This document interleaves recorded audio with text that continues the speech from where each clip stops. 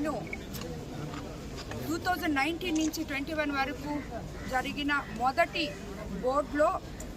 Board మెంబర్గా, main బోర్డులో purchase కమిటీలో మెంబర్గా ఉన్నాను. దాని తర్వాత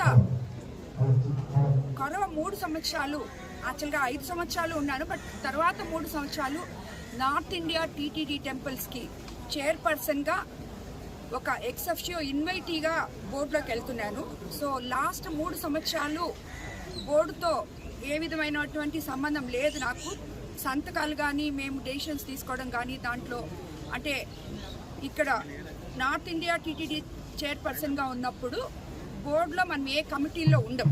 బట్ 19 నుంచి 21 వరకు మాత్రం ఆ 2 సంవత్సరాలు మొదటి బోర్డులో నేను మెంబర్గా ఉన్నాను, పర్చేస్ కమిటీలో ఉన్నాను. పర్చేస్ కమిటీ ఎంతవరకు అంటే నిన్న ఎవరో తెలియకుండా 5 సంవత్సరాలు నేను పర్చేస్ కమిటీలో ఉన్నాను అని కూడా అంటున్నారు. బట్ అది కరెక్ట్ కాదు. నేను 2 ఏళ్ళు ఉన్నాను, దాని తర్వాత లేను.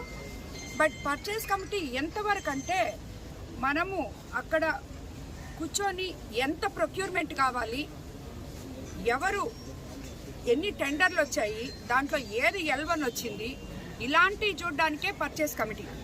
అంతకు మించి అది చూసి మళ్ళీ మేము మెయిన్ బోర్డు ముందు పెడతాం.